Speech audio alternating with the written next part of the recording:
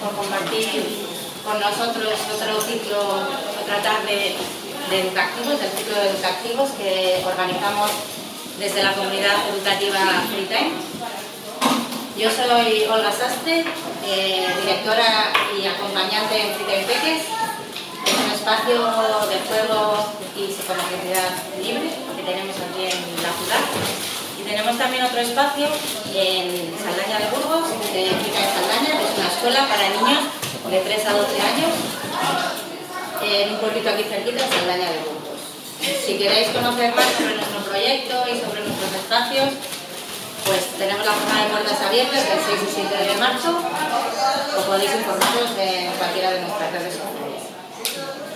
Pues la comunidad educativa de Freetime, una de nuestras ideas es también promover la educación activa y para ello organizamos cursos, talleres, charlas, porque creemos que otra educación es posible y queremos dar a conocer otro tipo de educación. Ahora mismo tenemos un curso de formación de psicomotricidad basado un poco en el movimiento libre, con un especialista en práctica psicomotriz, Couturier y Emi Pickler, muy interesante, es muy vivencial y está dirigido para todos los que queráis experimentar también un poco los beneficios del movimiento libre y la presencia del cuerpo, que también es algo que hoy nos trae, y la importancia que tienen en el desarrollo y en el aprendizaje. Si queréis informaros también más sobre este curso, pues hablad conmigo luego, os puedo informar más sobre ello. Y ahora hoy vamos a centrarnos en la charla que nos trae, que es la presencia del cuerpo, con Nuria Santamaría Balbás, psicopedagoga y especialista en educación física. Para los que no la conocéis, es una profesional que educa desde el corazón y desde el corazón. Lo sé de buena pinta porque mis hijos han estado con ella, la han querido un montón. Y ella pues, ha investigado mucho sobre el cuerpo, sobre el movimiento, sobre la relación con el aprendizaje. Ha sido y es profesional en escuelas públicas y ha llevado su investigación en los centros docentes donde ha trabajado.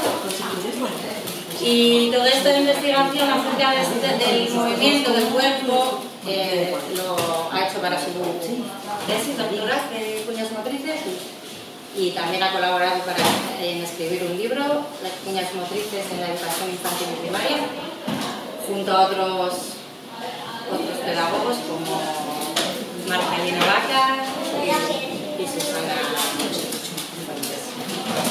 Y bueno, os dejo con ella, que habéis venido a escucharla a ella y no a mí.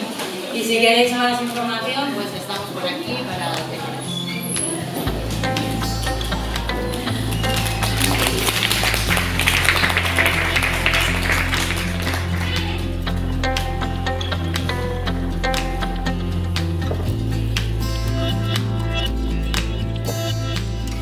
Bueno, buenas tardes a todos. Lo primero, agradecer a Freetime esta invitación, porque para mí el poder compartir esta idea de educación, esta idea de dar presencia al cuerpo en la escuela, es una gran oportunidad, porque cuando yo le pongo voz a este proyecto es como que realmente cobra vida, ¿no? Y cobra más fuerza, me anima y me impulsa a seguir adelante en esta intención de investigar y de tener presente el cuerpo en la escuela siempre. Así que muchas gracias a Masala, porque siempre es un placer estar aquí, y a todos vosotros por venir un viernes a escucharme hablar de la escuela después de toda una semana, así que os lo agradezco. Lo que he preparado es la primera parte es un poco más teórica, pero voy a intentar que sea bastante sintetizada. Es una pequeña introducción en la historia y también en unos autores que marcan de una manera imprescindible el trabajo con el cuerpo, y luego me centraré más en la psicomotricidad para pasar a todo ello, cogerlo y mostraros cómo todo eso lo incluyo yo en el aula. Así que voy a intentar que sea bastante ameno, y si en algún momento veis que me estoy alargando, me avisáis, cuña, ¿vale? Bueno, pues mirad, la verdad que hay muchísimos autores y escritos que nos hablan de la presencia del cuerpo en la educación. Tanto pedagogos, como médicos, como filósofos, como profesores o en la actualidad neurocientíficos y neuroeducadores. Y todos ellos constatan la necesidad de dar presencia al cuerpo en la escuela y además de respetar sus ritmos.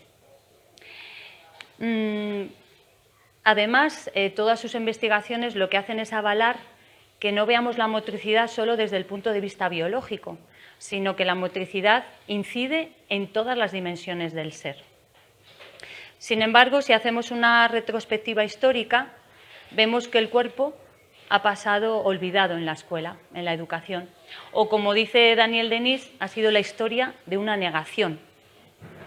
Y este olvido en la escuela ha tenido unas consecuencias, y es que ha creado una escuela totalmente intelectualista y descorporalizada.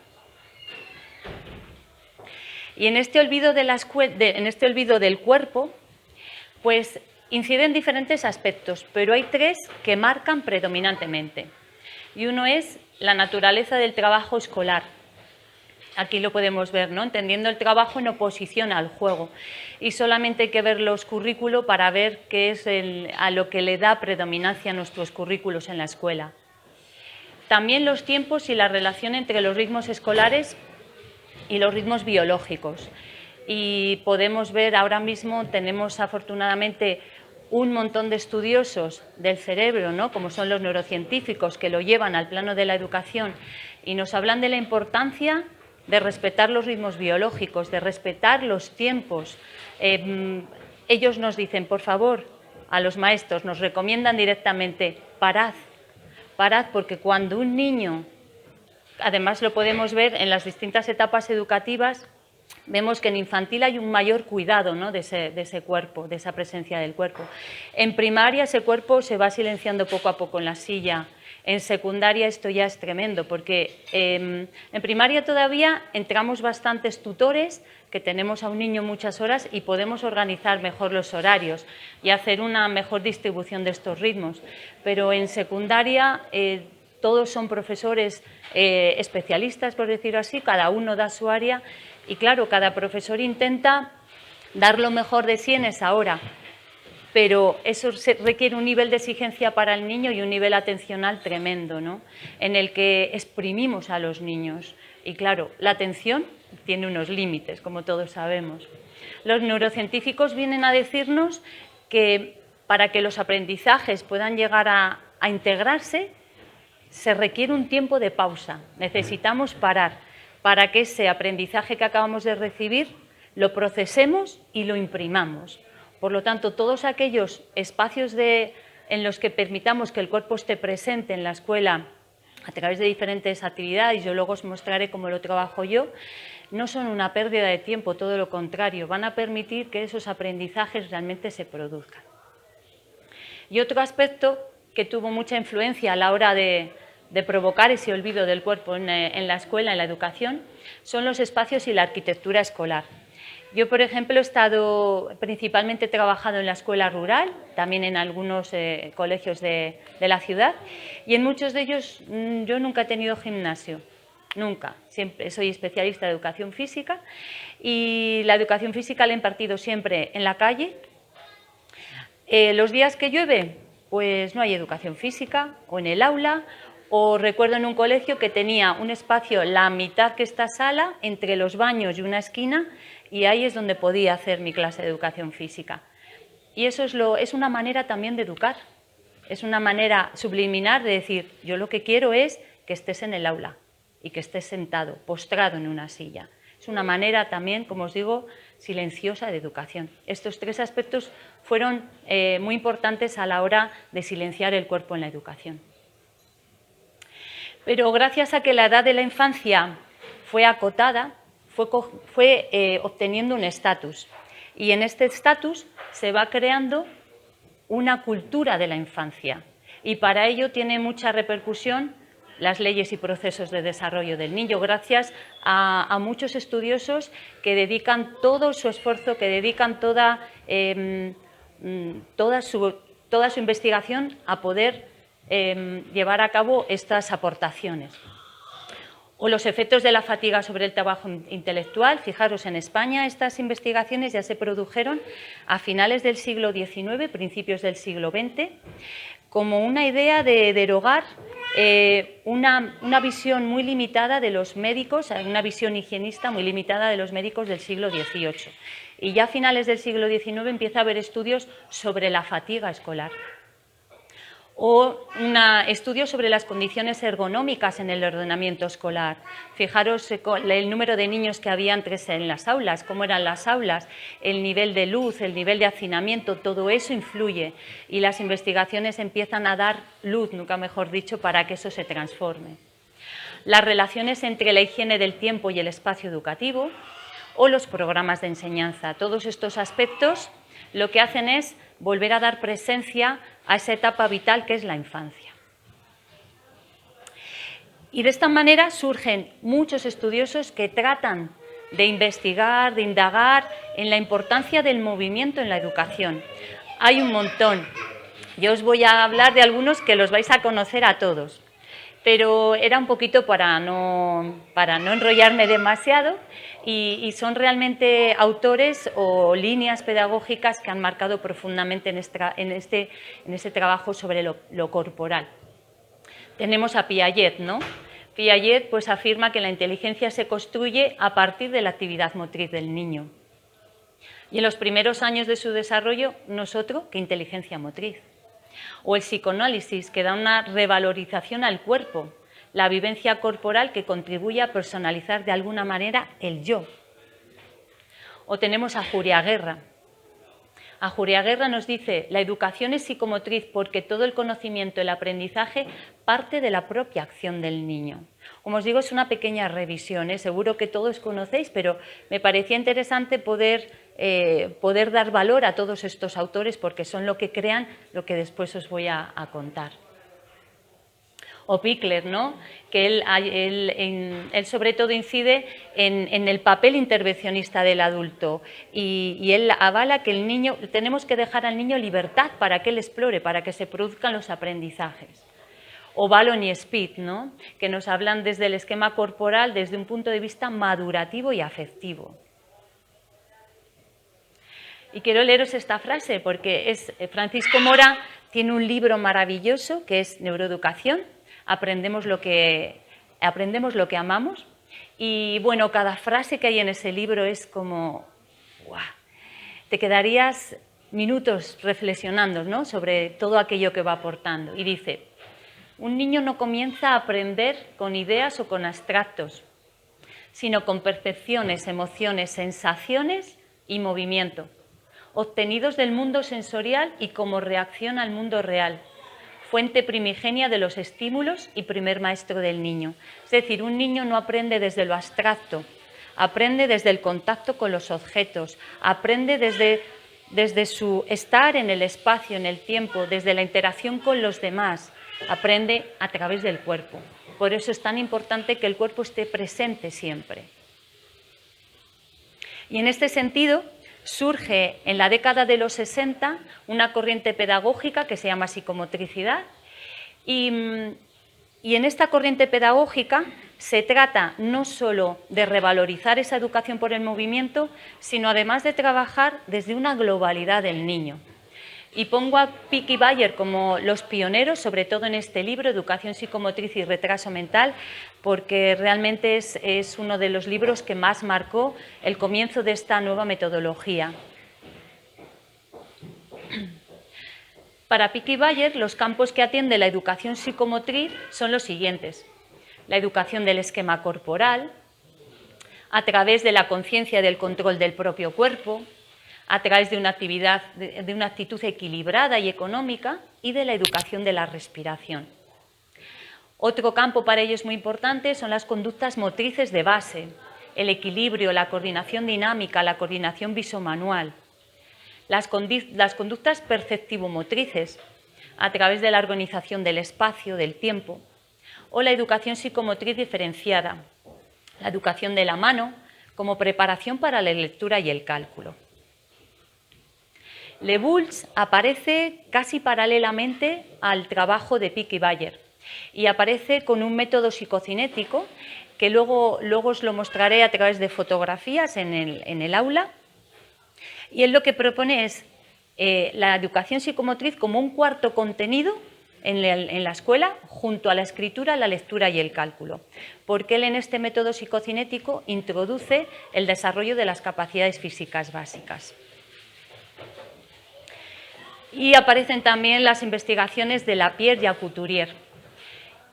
Entre ellas, Lapierre y Couturier nos acercan a una pedagogía del respeto, que pone en contacto al alumno con el saber, con el deber y con la responsabilidad, pero también nos sitúa al profesor como un mediador, no solamente como la persona que transmite conocimientos, sino un mediador que facilita esos conocimientos, que facilita un espacio para poder aprender. Y ellos son los que plantean un trabajo con la originalidad y globalidad del niño, respetando esa originalidad de cada uno. También pasan a proponer ejercicios para que el niño sea autor, que no sea siempre un ejecutor que hace lo que el profesor le dice, sino que él tenga la capacidad también de generar conocimientos. Y aquí es donde aparece la actividad motriz espontánea, a través de los estudios de Lapierre y Couturier. Es un periodo de actividad libre para la creatividad motriz que precede al estudio de cada noción. Os voy a leer también esta frase, está en el libro, está en el prefacio del libro de Lapierre y Couturier. Esta autora, Esther Sánchez, habla de Lapierre y Couturier y de la psicomotricidad de esta manera. Dice, os lo leo porque no me lo sé de memoria, perdonadme, y porque me parecen frases tan contundentes y tan reveladoras que me parece muy interesantes darles presencia aquí. La psicomotricidad no es un movimiento mecánico solamente, sino movimiento al servicio de hacerse hombres entre hombres, movimiento para sentir el amor y el rechazo, para entender el yo y el otro, para situarse como vivo y cambiante en el tiempo, para desplazarse en un espacio y manipular objetos. Y nos dice, sin olvidar que el lenguaje y el pensamiento fueron construidos sobre el movimiento. Son muchos, como os digo, los autores que nos hablan de la importancia del cuerpo para que el aprendizaje se produzca. Y a modo de resumen, os he puesto estos puntos. De la psicomotricidad como corriente educativa podemos destacar: 1, el marco de globalidad y unicidad del ser humano. Y 2, el modo de entender y de tratar al niño. Comenzamos a hablar sobre ese marco de globalidad del niño. Y por otro lado, nos da también a los maestros una presencia para que cambiemos nuestra manera de atender y de escuchar a los niños. Es un poco un resumen muy esquemático, ¿vale? Y fijaros si ha tenido repercusión toda esta corriente pedagógica que está incluida en nuestros currículum, en los diferentes currículum, en la Ley General de Educación, en la LOCSE, en la LOCE, en la LOE, en la LOMCE. Es decir, la psicomotricidad está presente dentro de nuestro currículum. Por lo tanto, hay que dar la importancia que tiene la psicomotricidad y lo que ello generó en la educación, la transformación que generó. Todos ellos, como veis, son bloques de contenido en el área de educación física, porque no hemos de olvidar que el cuerpo ha estado relegado al especialista de educación física. Era como, yo lo he oído muchas veces, ¿no? Llévatele, que ya no hay quien los aguante. Llévatelos al gimnasio porque ya están. Es como que el cuerpo nos pertenece a los de educación física, ¿no? Y en clase ha de estar la cabeza y las manitas. Pero era un poco para que entendierais cómo la psicomotricidad va incorporándose en nuestro currículum, está presente. Y fijaros, nos vamos al currículum de educación física en la LOE, en la anterior ley derogada, y nos dice, bien, es importante trabajar todos estos contenidos en la escuela y en educación física, estupendo, pero el currículum del área va más allá de la adquisición y el perfeccionamiento de las conductas motrices y sobre todo nos incide, las competencias básicas no se reducen solo al currículo, hay mucho más que se puede trabajar. Y ahondando un poquito más en ello, en la LOMCE surge ahora, fijaros, en esta importancia de trabajar con el cuerpo en la escuela, surgen estudios a nivel europeo, la verdad que este dato es alarmante, ¿no? Porque dice, un 80% de los niños y de las niñas en edad escolar solo practican actividad física en el entorno escolar. Es alarmante.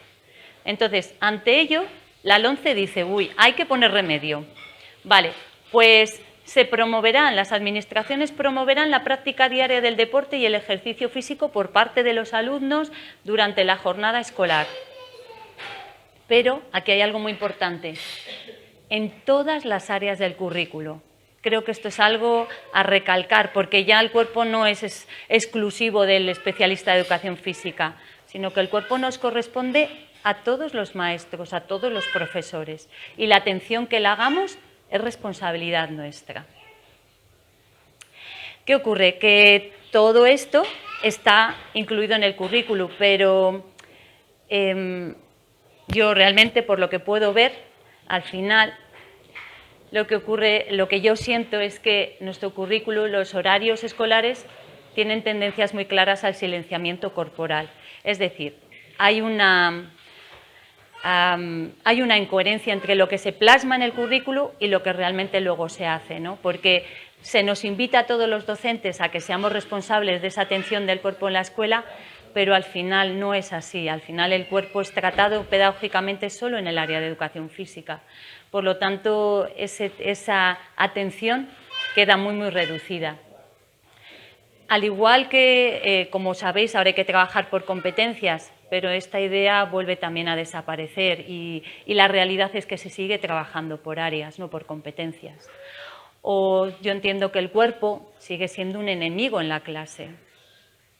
O la salud, porque a lo largo de toda si leéis la LOMCE, hace un montón de alusiones a que debemos de animar, debemos de promover hábitos saludables de actividad física, de alimentación saludable, pero sin embargo siento que la salud se aborda no como una práctica real, sino como un argumento teórico, político, económico. Y por último, pues considero que el cuerpo sigue siendo una herramienta exclusiva para el área de educación física. Y como dice Tonucci, que es tan gráfico, el cuerpo en la escuela no sirve. El cuerpo en la escuela está silenciado, el cuerpo en la escuela está ignorado. Y de hecho, una idea general es, el buen alumno es el que no da guerra. Este dibujo es que es maravilloso, de Tonucci. Bueno, no quiero que esto sea, como sé que es un poco... es la realidad, también es mi punto de vista, quiero que entendáis, igual otras personas no están de acuerdo, pero yo siento realmente que es así, ¿no? Que el currículum nos da unas pautas y yo, por ejemplo, a los profesores se lo digo siempre, utilicemos todo lo que viene en el currículum, ya que nos anima a que todos los docentes somos responsables del tratamiento pedagógico que se haga del cuerpo, utilicémoslo, aunque luego realmente en la realidad pues lo que realmente se le da una predominancia es a ciertas áreas, pero utilicemos el currículum para crear nuestro propio currículo. No nos quedemos en la queja de, fíjate, es que desde arriba... no, seamos responsables de hacer ese cambio nosotros desde la escuela. Y ahora, con todo lo que os he contado, desde ese olvido del cuerpo, como pasa, aunque ha sido muy, muy, muy breve, pero como os digo, quería un poco empezar cómo se empieza desde un olvido del cuerpo, a cómo hay muchos autores que empiezan a indagar para dar presencia a ese cuerpo, pues después cómo la psicomotricidad crea un método propio de trabajar con la globalidad del niño. Ahora lo que quiero es mostraros cómo todo eso influye en mi práctica educativa, cómo yo traigo todo eso a la práctica educativa. Y desde hace, como bien nos contaba Olga, desde hace 10 años comencé un proyecto en el Colegio de Melgar de Fernamental que se llama Cuñas Motrices y Psicomotrices, aunque de una manera abreviada ya lo llamamos Cuñas Motrices. Y bueno, para mí este proyecto ha transformado por completo mi manera de ser y de entender la educación. Tuve la gran suerte de tener a Marcelino Vaca, que es un catedrático de la Universidad de Palencia, un estudioso de la psicomotricidad. Ha hecho infinidad de investigaciones, tiene publicaciones maravillosas en este sentido.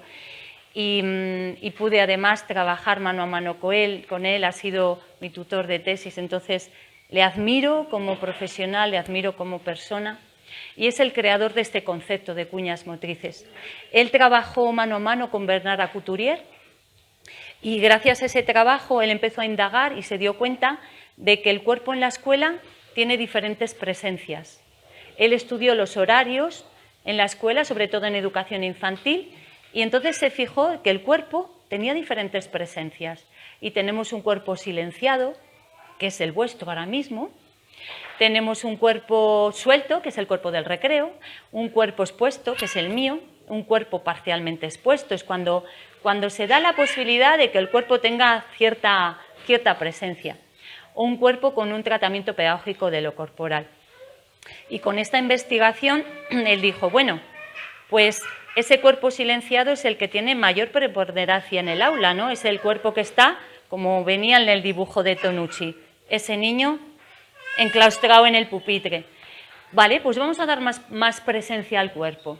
Y entonces él, fijándose un poco en las cuñas publicitarias, ¿no? En la que en una película dices, uy, el intermedio, ¿no? Los anuncios, me voy al baño, me tomo un vaso de agua, me estiro un poco, me oxigeno, ¿no? Y vuelvo a ver otro ratito la película, pues con ese concepto de cuña publicitaria surge este concepto de cuña motriz. En principio surge con la idea de trabajarlo a modo de bisagra entre un área y otra, para que los niños puedan desconectar, porque como os decía antes, si no la exigencia es tan grande que un niño no puede imprimir todos esos aprendizajes. Y luego también la situación de exigencia va generando ansiedad, va generando estrés, va generando toda una serie de situaciones que lo que provoca es un cuerpo que no está predispuesto a aprender. Y así surgen las cuñas motrices. Y como os digo, yo hace 10 años surge este proyecto en Melgar de Fernamental para atender los horarios, porque cambiamos de jornada partida a jornada continua, entonces nos proponemos que ese cambio va a requerir de una atención especial del cuerpo. Y bueno, para mí es un regalo que llega porque transforma mi manera de entender de la educación y también transforma mi manera de ser y de estar en el aula. Y uniéndolo a lo que decíamos anteriormente de psicomotricidad, yo entiendo que las cuñas motrices trabajan con la globalidad del niño, porque trabajan a nivel muy holístico. Y entiendo como holístico cuando yo trabajo con todos los cuerpos del niño. Claro, pensaréis, ¿cuerpos? Pero tenemos más de uno. Madre mía, si ya tengo que cuidar uno, el resto. Pero realmente tenemos un cuerpo físico, tenemos un cuerpo mental. Ese cuerpo mental tiene como dos estratos. Uno es en el que está toda la parte del procesamiento de la memoria, de la razón, etcétera, de la resolución de problemas, y hay otro estrato más elevado, si queremos decirlo así, que es donde está la intuición, donde está la sabiduría interior, la creatividad. Y para que sea holístico, para mí tiene que estar incluido el cuerpo emocional, tiene que estar incluido el cuerpo espiritual y tiene que estar incluido el tratamiento con esa luz que somos todos.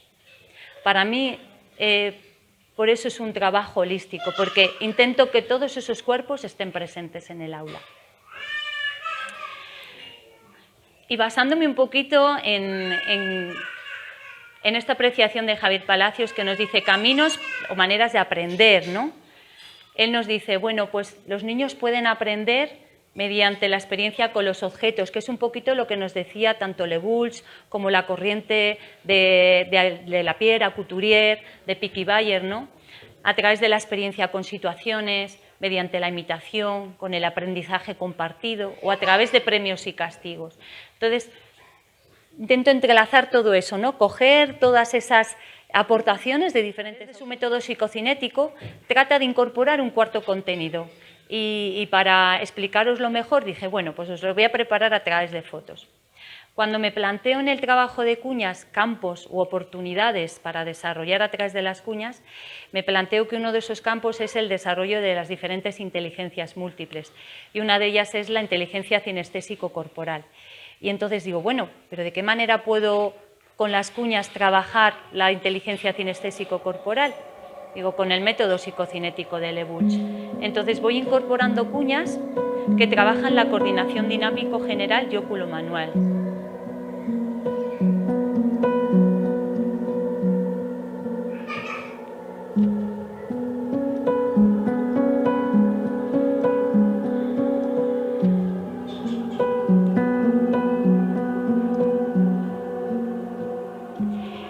Otro aspecto que nos propone Lebuch es trabajar el ajuste y control corporal.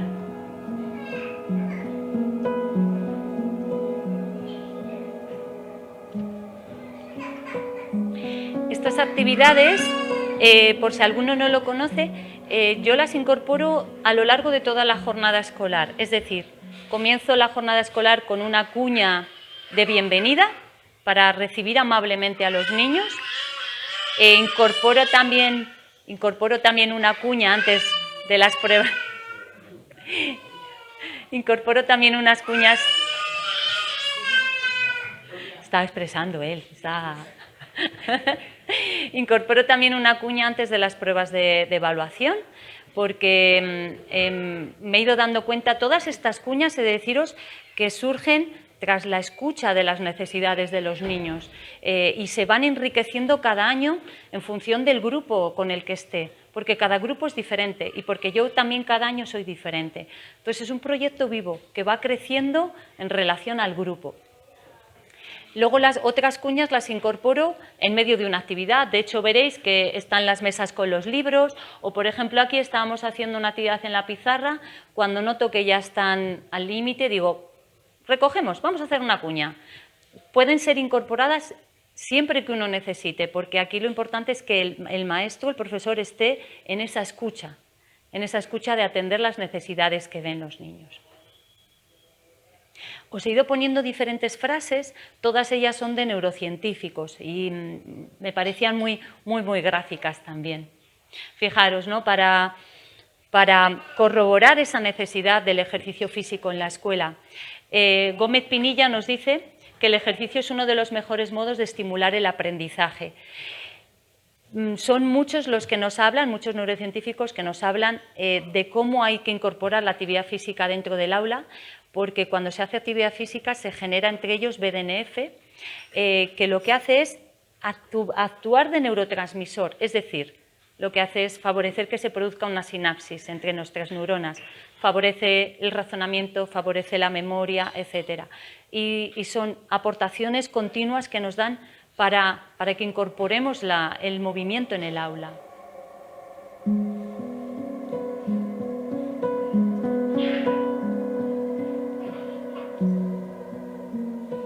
Como veréis, yo no utilizo grandes instrumentos en el aula, utilizo el cuerpo del niño, es lo más importante, y mi cuerpo, que siempre ha de estar presente.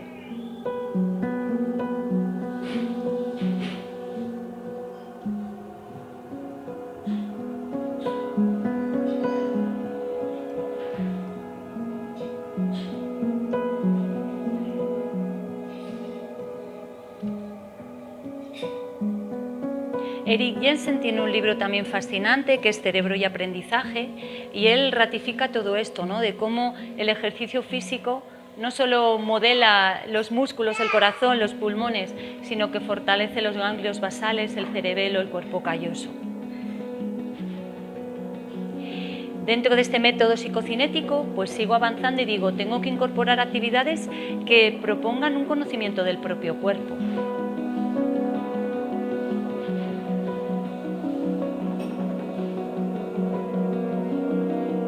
Cuando ocurren estas situaciones es fascinante. Claro, yo veo las fotos y me emociono porque conozco a los niños, reconozco la situación, ¿no? Y cómo ellos pasan a ser grandes maestros, ¿no? Lo que decíamos antes de que no solo ejecuten, sino que sean también productores de aprendizajes.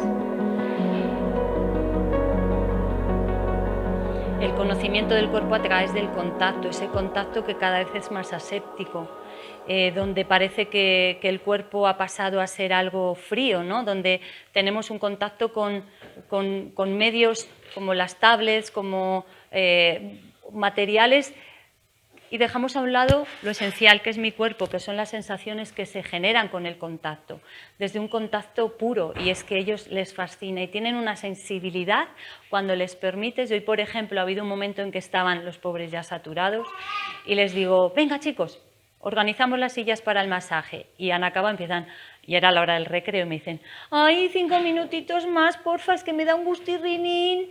Entonces, cómo esas actividades que cuando tú les permites sentir, porque muchos niños no tienen esa oportunidad a veces de darse un masaje o de recibir un masaje. Entonces, el ir creando situaciones en el aula donde ese contacto se vea de una manera totalmente natural, que conviva con lo que trabajamos curricularmente.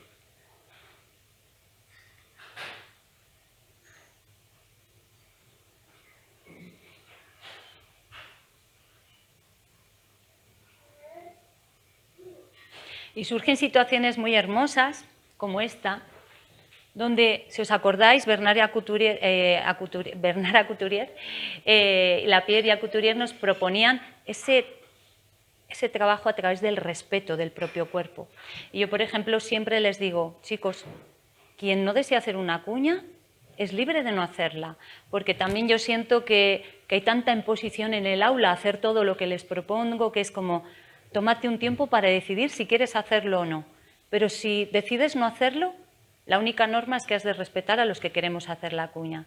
Y surge ese respeto, surge ese autorrespeto de decir, yo ahora no quiero hacerla, profe, y surge el respeto de los demás a que ella no la haga. Y siguiendo con este método psicocinético, un trabajo sobre la toma de conciencia de la respiración. Para mí es una herramienta básica el trabajo con la respiración, porque la respiración es la única función del sistema nervioso autónomo que podemos controlar de una manera consciente. Y hay una conexión directa entre la respiración y las emociones, entre la respiración y nuestra mente. Entonces, si puedo trabajar a través de herramientas de respiración un control sobre la respiración, puedo trabajar también un control sobre mis pensamientos y sobre mis emociones. Entonces, me parece una herramienta que ha de estar siempre, siempre presente en nuestra vida como adultos y una herramienta en la vida de los niños para que ellos la puedan utilizar en diferentes circunstancias. Recuerdo como en alguna situación niños que igual vienen sobresaltados de algún conflicto y vienen y me dicen, mira, profe, necesito respirar porque estoy... Y ellos ya saben que a través de esa respiración pueden canalizar. Si les das tiempo, ellos saben que se va a respetar ese tiempo, entonces que lo puedan ir utilizando en su vida diaria. Para ello utilizo diferentes herramientas. Yo les voy dando, hay muchas maneras de trabajar la respiración con los niños, ¿no? Aquí, por ejemplo, unos niños están haciendo un trabajo con la toma de conciencia, otros están haciendo una respiración de la montaña, que es inhalo, exhalo, para tomar conciencia, para ir alargando la inhalación, alargar la exhalación. Hay muchas herramientas para trabajarlas y además muy lúdicas que les encanta. Todas estas herramientas además nos permiten trabajar desde la lentitud, nos permiten traer el silencio al aula, porque en las aulas hay mucho ruido, mucho ruido.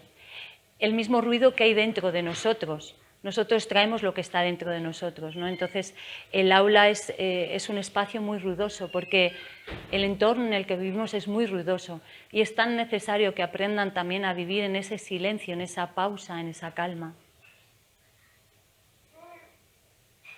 Recuerdo que ella se pidió de Reyes un libro de yoga y ese fue su mejor regalo de Reyes. Y a la vuelta nos lo trajo y me dijo, ¿puedo enseñárselo a mis compañeros? Digo, por supuesto. Y ahí está de profe, enseñándoselo, y es un poco lo que nos hablaba, luego lo explicaré de manera más específica. De nuevo, ese respeto hacia lo que cada uno siente o quiere hacer.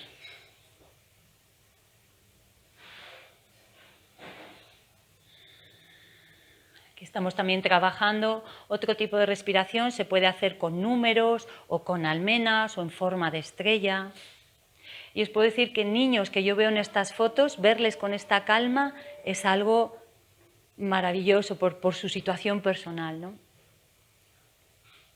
El contacto con el otro y trabajar la respiración en contacto con el otro es fascinante. Esa toma de conciencia de tú respiras y yo me puedo sincronizar a tu respiración. Siguiendo con el método psicocinético, otro punto es la percepción espacial y temporal. Utilizar el espacio que tenemos, reorganizar el espacio, reorganizarlo de una manera más saludable, donde haya más posibilidades de movimiento, de oxigenación, de libertad. Y vuelven a surgir situaciones muy, muy hermosas.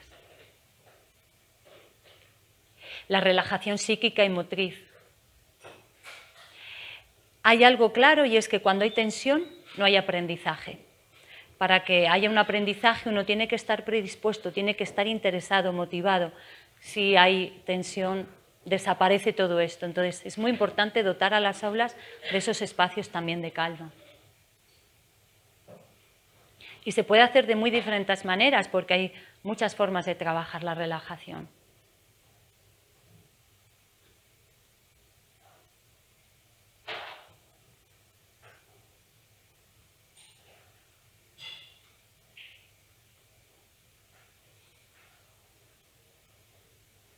Como veis, yo incluyo muchas cuñas en las que hay un contacto con el otro, porque me parece importantísimo. Veíamos al principio que una de las formas en las que aprende el niño es a través del contacto con el otro. Entonces, aparte de que haya un contacto con los objetos, de que haya un modelaje a través del profesor o de los alumnos, que es otra manera de aprender, también un aprendizaje con el otro. Entonces, intento que siempre esté presente el otro. Y como os digo, son tan delicados cuando trabajas con esa sensibilidad y fluyen cosas tan hermosas cuando permites que haya ese contacto desde el corazón.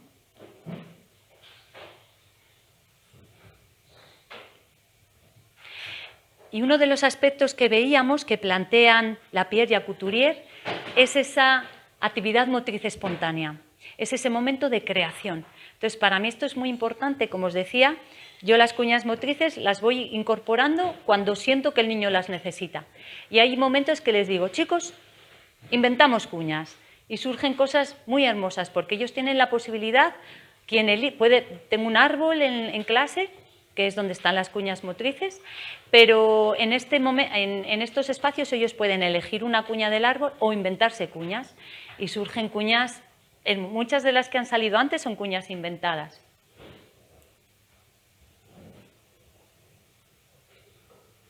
Fijaros, Francisco Mora, ¿no?, nos dice, ese proceso de mirar, oír y tocar, sobre todo a través del juego, es el primer aprendizaje sólido infantil. Y en esa expresividad espontánea surgen, como os digo, situaciones de respeto absoluto. Estamos trabajando. Profe, estoy muy cansado, necesito hacer una cuña. ¿Qué mayor información te está dando tu cuerpo de necesito respirar un poco o necesito relajarme, necesito estirar? ¿Qué mejor herramienta para escuchar tu cuerpo y decir, ahora necesito esto? Siempre desde ese respeto hacia tu propia necesidad y a la de los demás. Todo esto, claro, requiere una gestión con el propio grupo. Cuando hay ese respeto hacia sus ritmos, esta gestión es mucho más fácil.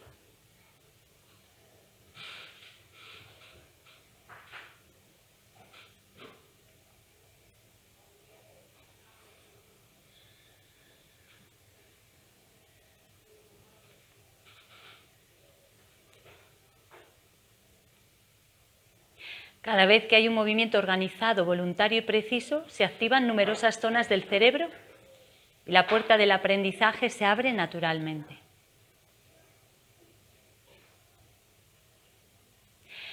Estas fotografías, por ejemplo, esta en este caso surge después de hacer una meditación. Hay una serie de niños que afloran emociones, que aflora el llanto. Entonces ellos me piden que necesitan un poco más de tiempo y se les da ese tiempo. Y el resto de los compañeros comienzan a trabajar. Pues en la línea del... toda esta metodología de psicomotricidad nos plantea unos bloques de contenidos a trabajar, pero yo voy viendo también que las necesidades emergentes de nuestros alumnos reclaman un contenido diferente a abordar en el aula. Y por eso voy incorporando primero actividades o herramientas, más que actividades, herramientas que yo utilizo en mi vida diaria, que son las que me ayudan a sanar, que son las que me ayudan a pausar mis pensamientos, que son las que me ayudan a afrontar las vicisitudes de la vida. Y como a mí me hacen tanto bien, considero que he de compartirlas con los niños, porque al final ellos tienen las mismas necesidades que yo. Entonces voy incorporando en el aula, como os digo, otras herramientas, entre ellas la meditación.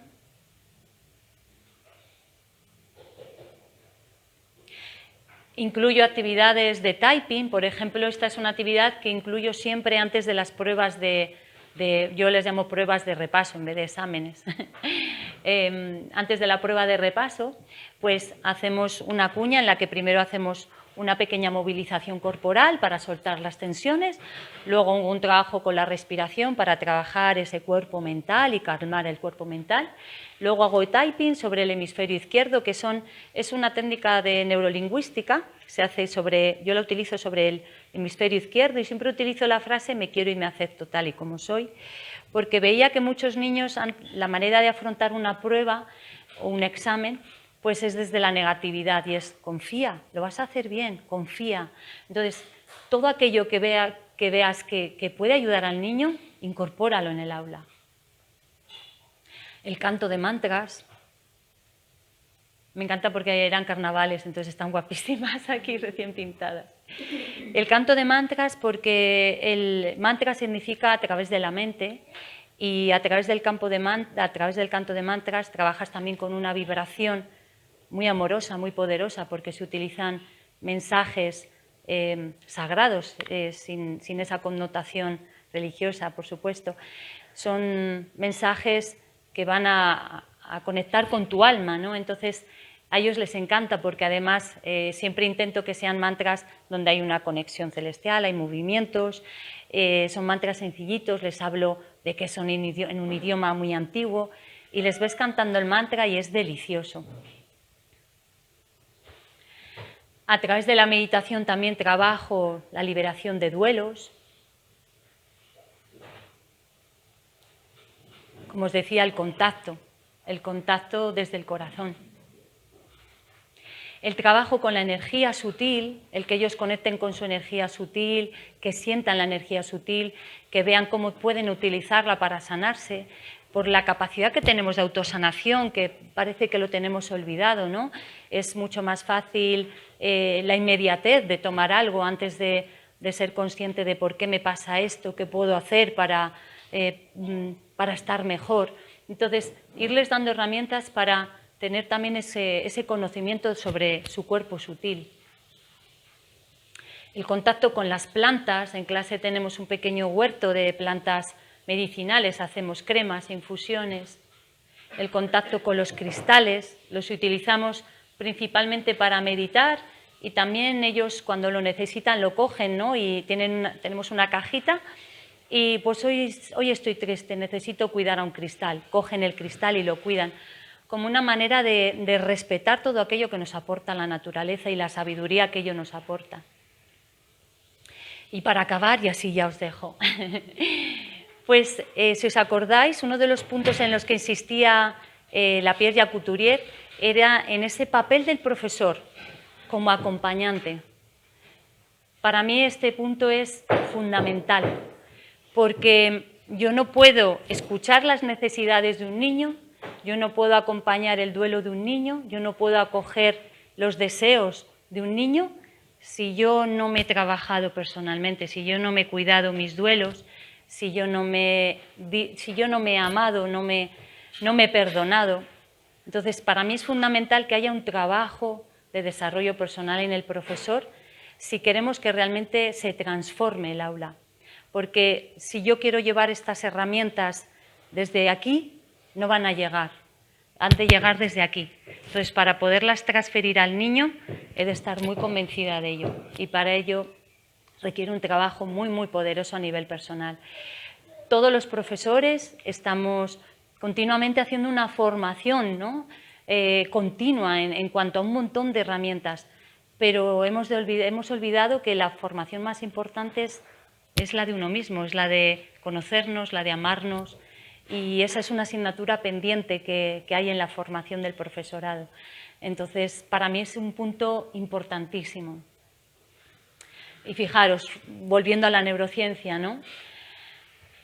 Ha demostrado que tratar con entusiasmo y amabilidad genera en la corteza cerebral mayor riego sanguíneo, lo que repercute en el rendimiento y en la salud. De ahí la importancia de trabajarme yo con amabilidad para estar con el otro desde la amabilidad también. Yo estos días les conté, me traen muchos libros porque les leo muchos cuentos, y me trajo un cuento de una niña que era de una brujita y que creaba un hechizo de la amabilidad, y yo ahora todas las mañanas les digo, ¡ay, que se me olvida echaros el hechizo! Y empiezan, no quiero. Y digo, estáis hechizados, ya solo podéis hablar desde la amabilidad. Yo doy clase ahora mismo a niños de 6 añitos. Entonces, lo importante que es trabajar desde la amabilidad, desde el goce, desde el tratar bien al otro, cuando yo me trato bien a mí. Y para acabar, una sola certeza. La presencia de mis alumnos depende estrechamente de la mía, de mi presencia en la clase entera, en cada individuo en particular. Y es verdad, vosotros lo notaréis cuando uno llega nervioso a clase, esa energía se transfiere a la clase y dices, ¿qué pasa hoy? Es que están hoy. ¿Cómo estás tú? Es que eso los niños enseguida lo absorben. Entonces, para yo poder trabajar la corporalidad en los niños, para poder trabajar, como os decía, el cuerpo, pero el cuerpo a nivel holístico, el cuerpo físico, el cuerpo mental, el espiritual, el emocional, he de trabajarlo primero en mí mismo. Y nada, daros las gracias por vuestra escucha, por vuestra presencia, porque como os decía al principio, poner voz a esto en lo que tanto creo, pues para mí es muy gratificante y es como que se ilumina un poco más y le da mucha más fuerza al proyecto para seguir adelante. Así que gracias y bueno, si tenéis cualquier duda y yo os las puedo resolver, pues encantada de poder hacerlo. Gracias.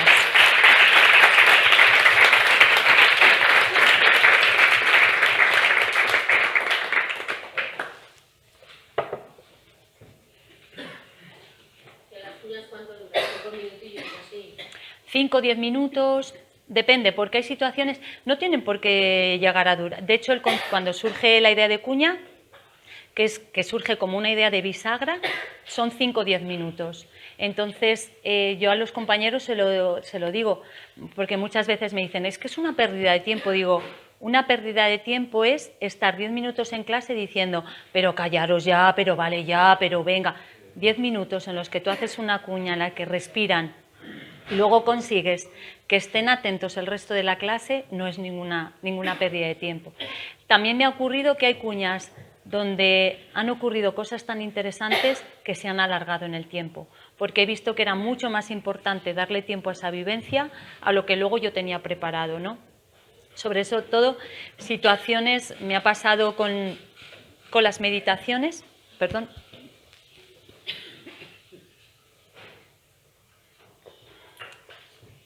Me ha pasado, por ejemplo, al incorporar la meditación en el aula, que como trabajas accedes a planos del subconsciente y del inconsciente, han surgido duelos muy profundos, muy interesantes. Entonces, esos niños han necesitado mayor tiempo para poder llorar porque yo en el aula trabajo el llanto, me parece algo muy importante.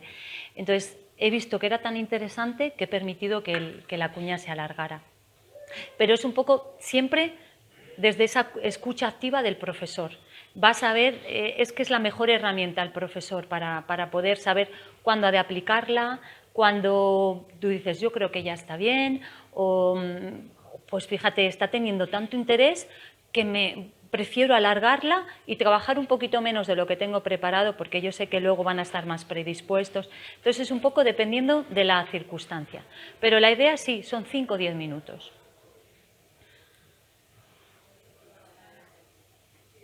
Sí, hola. ¿Qué tipo de formación o qué cosas podríamos hacer los profesores para aprender a integrar estas cosas, estas cosas?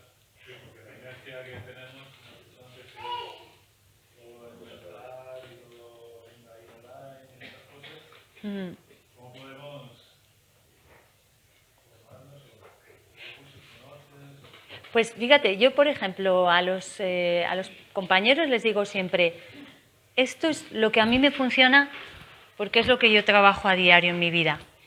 Si os sirve, encantada de compartirlo, pero yo creo que todos tenéis recursos muy interesantes para poder llegar al niño. No tiene por qué ser, yo utilizo yoga, la meditación, la respiración consciente, trabajo con la energía, pero puede ser a través del arte, puede ser a través del baile, puede ser a través de la música, todo aquello que tú domines, que seguro que tienes dones con los que puedes llegar a esos niños, les va a llegar.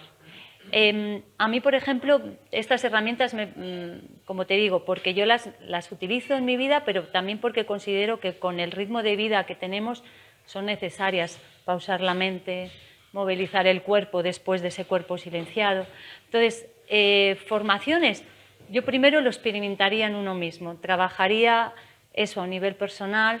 Si realmente, claro, yo os voy a animar a que hagáis yoga porque yo es lo que hago y es lo que me ha transformado la vida, pero hay muchos más recursos.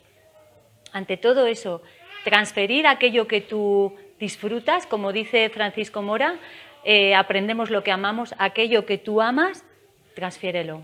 Puede ser eso a través de la danza tradicional, puede ser a través de lo que tú consideres, es que les va a llegar, les va a llegar. Es mi punto de vista. Gracias por la pregunta. Que ahora tu trabajo me ha parecido, ¿no?, que organizas un poco el aula para que también ellos sean y decidan cuándo necesitan el movimiento, ¿no?, que ellos se autogestionen un poco. Sí. Esa parte me parece muy interesante, ¿no?, porque ellos también saben y que también te enseña, me imagino, mucho Sí. del ritmo que opone el sistema escolar, digamos, y el que necesitan ellos, ¿no? Sí.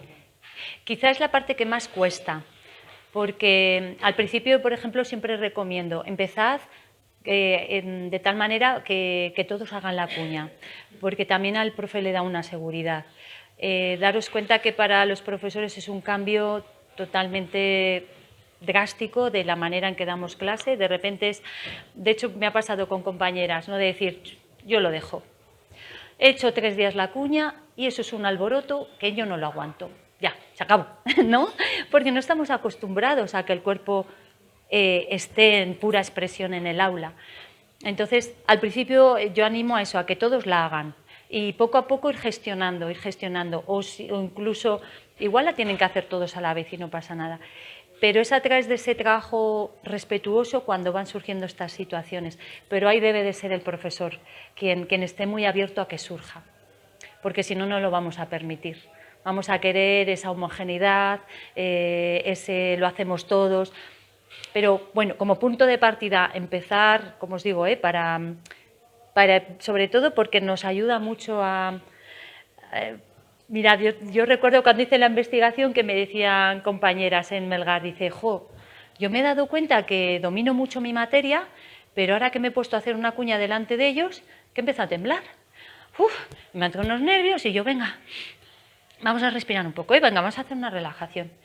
Coge aire y suelta, coge aire y suelta. Y cómo el profe, al no estar acostumbrado a ese trabajo, está manifestando su propio nerviosismo. Entonces, para empezar, si ayuda, el gestionar a todos, ya el hecho de que todos trabajen esto a la vez ya es un beneficio.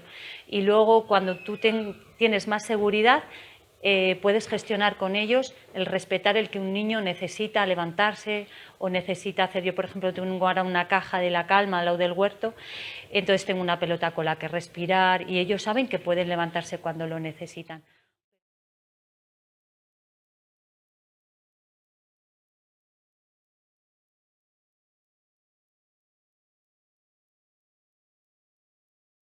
Sí. Sí, Olga. Sobre todo he notado que ellos son más conscientes de cómo están. Y para mí eso ya es muy importante. Y ponen palabras a cómo están y me dicen, estoy nervioso. Eso ya es algo muy importante porque están tomando conciencia de su situación y además están pidiendo una ayuda para solucionar esa situación en la que se encuentran, ¿no? Porque normalmente es, estoy nervioso o la lío o grito y ahora es, estoy nervioso, profe, necesito coger la bola para respirar. ¡Wow! Es que es una autogestión de tu propia situación corporal, emocional, atencional. Daros cuenta que el nivel de exigencia en la escuela es abrumador, pero ya desde, puedo decir casi desde infantil. Se está perdiendo, el cuerpo en infantil es una gozada, ¿no? Porque muchos profesores en infantil hablan del niño desde ese plano, desde lo corporal, y cada vez incluso el cuerpo está más silenciado en infantil. En primaria ya es como te sientas en la silla y esta es tu herramienta de trabajo, y en secundaria es olvídate del cuerpo, ¿no? Entonces, para mí es muy importante eso, que él pueda gestionar esa situación que está viviendo, que además se le permita gestionarla de una manera pacífica, tranquilizadora y que además él ve. Mira, me pasó os cuento una anécdota. Yo por ejemplo, los lunes empiezo, la cuña de bienvenida se llama, hago un termómetro emocional, ¿no? Yo los lunes empiezo con un termómetro emocional, los martes con respiración consciente, los miércoles agradecimiento, jueves meditación y viernes mantra. Es la manera en que empiezo. Y los lunes hacemos un termómetro emocional para poner palabra a las emociones, porque cuando tú le pones una palabra a la emoción, estás aceptando la emoción y es la manera en que puedes integrarla, ¿no? Y que además puedes canalizarla. Pues ellos cuentan, verbalizan, y recuerdo que un miércoles vino una niña llorando y me dice, la pobre con un hipo, profe, ya sé que es miércoles y no toca hablar, no toca termómetro. La pobre llorando, ¿no? Y me decía, pero es que necesito contarlo. Entonces les digo a los chicos, mirad, sabéis que hoy empezamos con agradecimiento consciente, porque también trabajar desde... es muy hermoso para mí el incorporar el agradecimiento para que ellos tomen conciencia del presente, de lo que tienen en su día a día, que valoren, ¿no? En esta sociedad de todo es efímero, todo es rápido, es como, wow, doy gracias porque mi abuela está en el hospital recién operada y se ha recuperado, o porque mamá ayer me hizo una coleta. Bueno, surgen cosas muy hermosas. Y me decía, ya sé que no toca. Entonces les comento, digo, chicos, aunque hoy tocaba agradecimiento, vamos a respetar que Irene necesita contarnos una cosa. Y nos cuenta, ¿no?, que el día anterior en casa había estado jugando en casa y con una pelota tiró una de las figuras preferidas de su madre y se montó una tremenda. Acabó llorando, había dormido fatal, se levantó fatal, no había podido desayunar. Claro, ella venía con el estómago, imaginaros, ¿no? Una niña que viene hacia el aula, ¿qué le va a importar si yo le hablo de las esdrújulas? Ella está en esa emoción. Y el hecho de que ella me pidiera espacio para manifestar, lo contó, me pasa esto, estoy muy triste porque he hablado muy mal a mi mamá y me siento muy mal por haberlo hecho. ¿Qué necesitas? Y le digo, ¿qué necesitas? Necesito llorar. Se va a la mesa y llora y los demás nos ponemos a trabajar. Y al cuarto de hora, 20 minutos, viene y me dice, profe, creo que ya puedo trabajar. Entonces, es ese tipo de situaciones las que ellos se van dando cuenta de cómo les beneficia el poder canalizar todas estas emociones, todas estas necesidades. Entonces lo que he notado es que tengo una mayor conexión con ellos, pero desde aquí, He notado que hay una mayor sinergia entre los propios niños.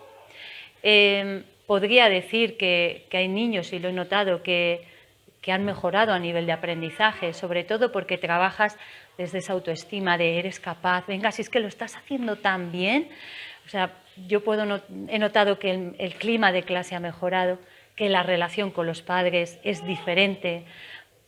Ha sido un montón de cosas las que he notado que han mejorado. A nivel propedéutico, ¿no? Cómo los niños son capaces ya de entender cómo han de colocar su espalda. Estás mal sentado, chum, inmediatamente corrigen. O sea, luego se expande a muchos ámbitos del aula. Entonces, para mí ha sido muy beneficioso. Y sobre todo he de decir que para mí es beneficioso porque yo me siento feliz así en clase. Si no, creo que no soportaría estar en clase. Y lo digo desde el corazón, con el sistema educativo que tenemos, yo creo que no lo soportaría. Entonces, esto es lo que me da la vida para poder estar en el aula.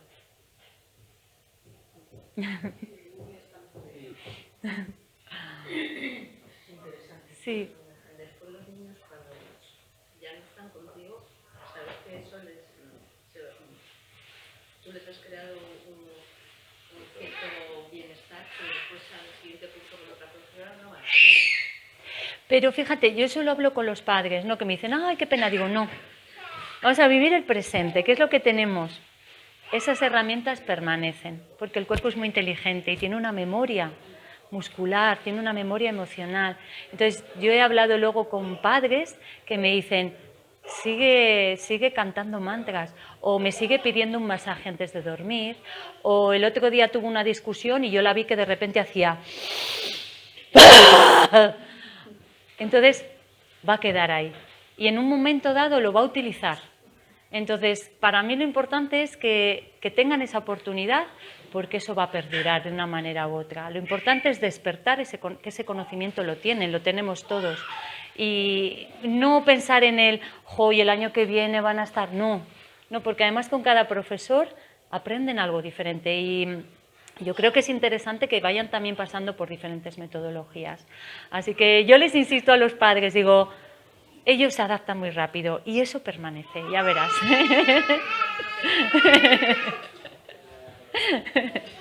Claro, a mí me encantaría, ¿no? Que fuera una línea de trabajo general, pero no es así y yo he dejado de luchar con ello, porque hubo un momento de resistencia y lo pasé muy mal, ¿no? Era como, ¡ay! Porque además me sentía muy sola, ¿no? Y es como, no, voy a aprovecharlo, tengo libertad en el aula para poderlo trabajar y se lo agradezco infinitamente a mis compañeros que me lo permiten y trabajemos desde lo pequeño y que eso se vaya expandiendo. Soy madre de una... ¿Ah, sí? Después me presenté. Ah, vale, porque... Gracias. He venido porque en mi casa eres mencionada, entonces... No, por ejemplo, mira, yo he dado muchos años educación física, ¿no? Y era curioso porque nunca venían los padres a hablar conmigo y era como, ¡guau! Es un área para mí muy importante, pero era como que lo que pasaba en educación física no era importante. Lo importante era si no iba bien en lengua, en mate, en inglés.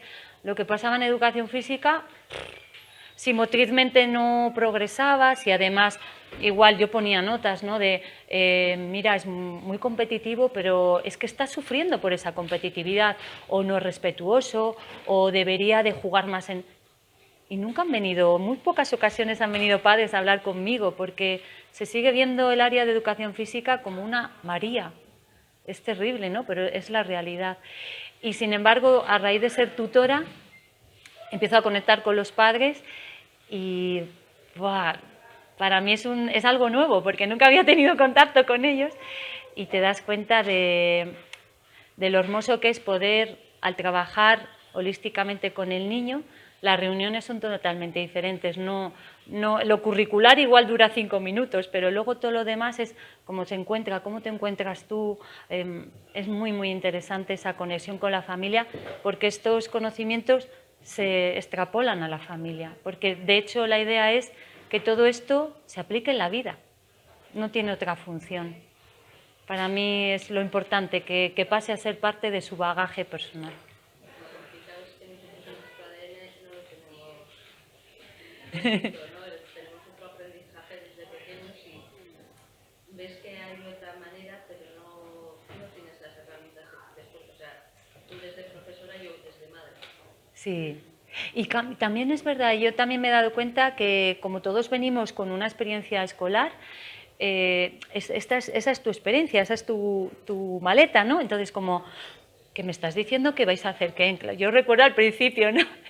Los padres, recuerdo cuando llegué, veas, luego ya que tenía confianza con ellos, me decían, dice, jo, yo cuando empezaste a contarnos, y eso cuando empecé en Ideas, solo les tenía una horita con ellos, a Hugo, ¿verdad? Tenía solamente lengua y educación física, podía hacer muy poquito con ellos. Y yo recuerdo a algún padre que al final del curso me decía, dice, yo cuando te oí hablar, ¿qué ibas a hacer esas cosas? Dije, nos ha tocado la rarita del cole, nos ha tocado Pero por eso, porque nuestra propia experiencia personal es totalmente diferente. Sí, claro, y sí. Entonces yo creo que desde todos los estratos tenemos que ir cambiando esa idea de educación, o por lo menos dar una oportunidad para que puedan surgir otras formas de ser y de estar en el aula. Porque si no, al final, la idea actual es exigencia y rendimiento, exigencia y rendimiento. Yo tengo en infantil, lo ves así, es una profesora, no puedes hacer nada, como madre, aunque sepas que te gustaría otra forma de estar en clase. Eso al final... Sí, también es cierto, hay un poco en defensa de los profesores. También he de decir que tenemos una presión tremenda los profesores en cuanto a cumplir con el currículo, es un asfixia tremendo. Entonces, equilibrar eso, buscar ese equilibrio es lo ideal para tener un equilibrio también mental. Pero sí tenemos mucha presión, es verdad. Pero es posible, yo es lo que intento compartir, que es posible compaginarlo. Que yo no quiero trabajar con libros, pero tengo que trabajar, porque estoy obligada. Pero es compatible, se puede hacer. Así que ante todo, esperanza. Esperanza. Sí, por supuesto. Sí. Para todos los que creemos que la educación es posible, pues también tu experiencia y ver que desde la escuela pública también se intenta y se trabaja desde otras formas, pues es interesante y queríamos también compartirlo, ¿no? Esta vivencia tuya, tu visión, y agradecerte que sigas ahí con lo difícil que es en la escuela pública, estar ahí haciendo cosas diferentes, ¿no? Sí, no es fácil, pero... Has dicho, no tirar la toalla,